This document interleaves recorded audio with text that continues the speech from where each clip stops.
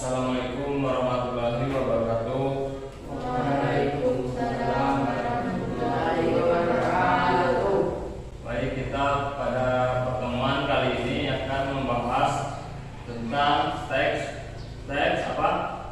Eksposisi dalam media massa. Ya, teks eksposisi. Pertemuan kemarin kita sudah mempelajari tentang apa? Tentang iklan. Nah, jadi kita hari ini akan membahas mengenai tentang teks eksposisi. Yang pertama kita akan pelajari mengenai gagasan dan fakta dalam teks eksposisi. Yang kedua, pola-pola pengembangan teks eksposisi. Ini udah ditulis? Tulis dulu.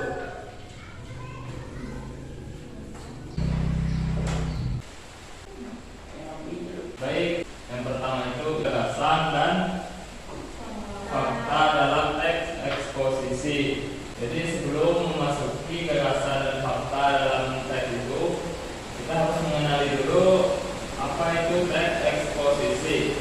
Jadi teks eksposisi merupakan sebuah paragraf ataupun karangan yang terkandung sejumlah informasi di dalam teks tersebut yang disajikan secara singkat, padat, dan akurat. Selanjutnya tujuan teks eksposisi itu baik. Jadi tujuannya itu sebagai sarana kemarin apa?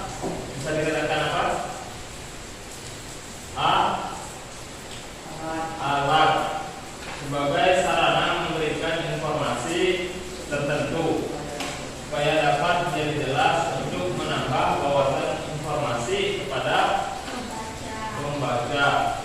Nah, jadi teks eksposisi ini juga dibentuk oleh dua unsur. Unsur apa? Gagasan dan fakta. Di halaman 62 itu ada gagasan. Coba Sugianto tolong membaca gagasan itu apa? Gunakan jika ide atau pendapat. Isinya berupa pernyataan yang mengutip berupa komentar, pernyataan, dorongan, dan rujukan. Ya, jadi gagasan itu ide, isinya itu berupa apa? Komentar, penilaian, saran, dorongan, dan rujukan. Isinya itu seperti komentar, penilaian, dan Dorongan dan rujukan. rujukan. Komentar itu apa, Abi? Tanggapan. Penilaian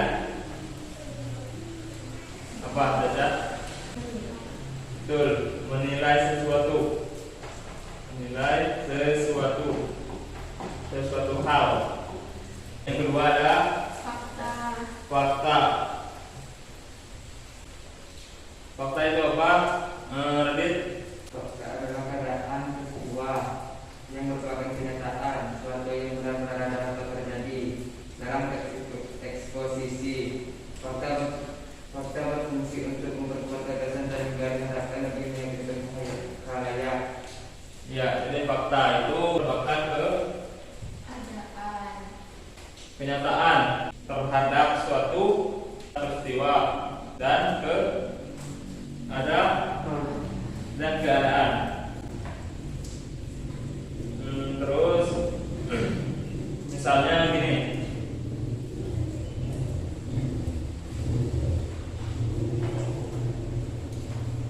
Ini udah ditulis kan? Ya belum? Nah, ini nih.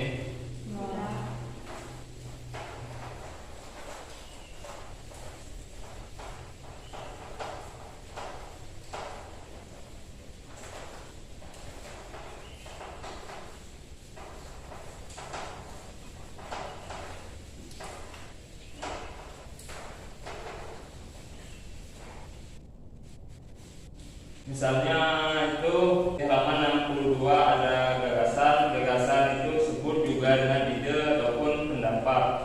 Isinya berupa pernyataan yang mungkin berupa komentar.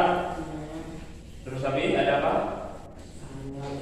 Halayak, penilaian, saran dan dorongan. Nah, yang B ada halaman 64 itu pola-pola pengembangan teks eksposisi. Yang pertama itu ada pola umum ke khusus. Tolong baca ini pola umum khusus. Pola umum khusus. Ide pokok bagian teksnya ditempatkan pada awal paragrafnya, kemudian diikuti oleh ide-ide penjelas. Pola demikian dikenal sebagai paragraf deduktif. Jadi gagasan pokoknya ada di awal. Nah, kalau ide pokoknya ada di awal paragraf, itu merupakan pola umum khusus dan juga disebut paragraf apa? Deduktif. Yang B ada pola khusus ke umum. Kalau pola khusus ke umum itu gagasan atau ide pokoknya Ada di akhir betul. paragraf. Untuk ide pokoknya ada di akhir paragraf. Nah, terus paragraf ini disebut, berarti kalau di awal paragraf dikatakan paragraf deduktif. Kalau di akhir apa? Induktif. Yang C ada pola ilustrasi. Ya, jadi pola ilustrasi itu sebuah gagasan yang terlalu umum, memerlukan ilustrasi konkret. Jadi dia pola ilustrasi ini mengenai pengalaman pribadi sosial, pengalaman pribadi siapa? Orang yang ada di sekitaran situ. Jadi dia pengalaman pribadi berkaitan dengan pengalaman pribadi. Yang D pola perbandingan. Coba saja baca. D. Pola perbandingan. Untuk meyakinkan suatu pendapat, kamu dapat melakukan suatu perbandingan benda-benda, keadaan atau yang lain, ditentukan perbedaan ataupun kesamaannya berdasarkan aspek tertentu. Dengan cara demikian, keyakinan pembaca atau gagasan yang kita sampaikan akan lebih kuat.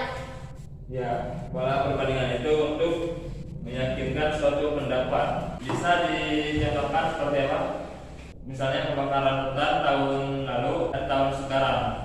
Jadi ada perbandingan antara dua ini. Misalnya ini A yang B. Perbandingan itu biasanya dibuktikan dengan A dan O dan gam.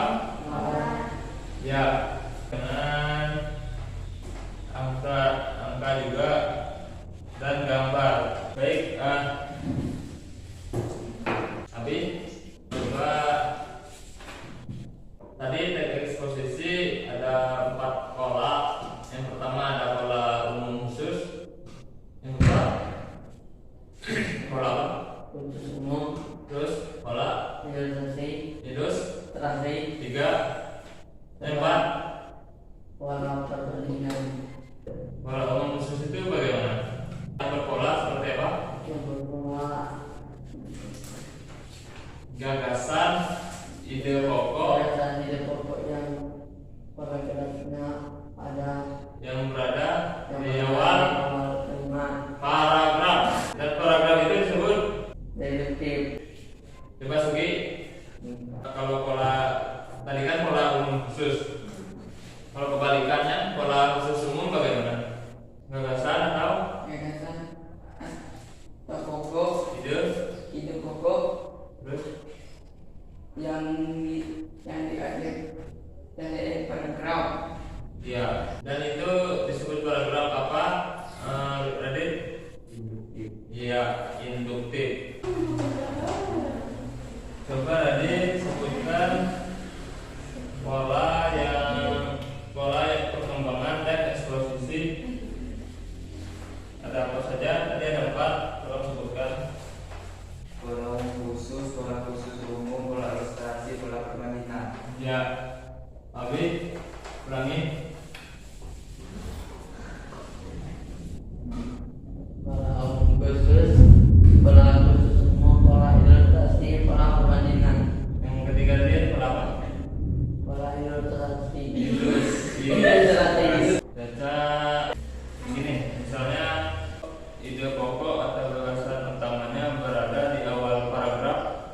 itu disebut paragraf apa? Deduktif. Dan itu merupakan dari pola apa? Pola khusus. Ya, Sugiyanto. Kalau induktif itu apa? Itu gagasan. Terus Suatu gagasan yang di akhir kalimat. paragraf, Di akhir kalimat paragraf. di akhir paragraf itu kalimat apa? Paragraf apa? Paragraf In induktif. termasuk dalam pola apa? Pola Umum khusus atau khusus umum? pola khusus umum. Iya. Coba Radit sama Abi langsung sekaligus. Teks eksposisi itu dibentuk oleh dua unsur utama. Unsur utamanya itu ada dua gitu. Apa saja? Gagasan.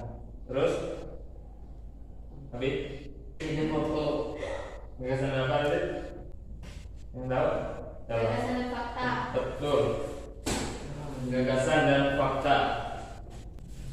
Coba isinya berupa apa saja ada eksposisi itu, pernyataannya apa saja? Coba Caca, sebisanya. Komentar. Terus? Penilaian. Terus, tapi Saran. terus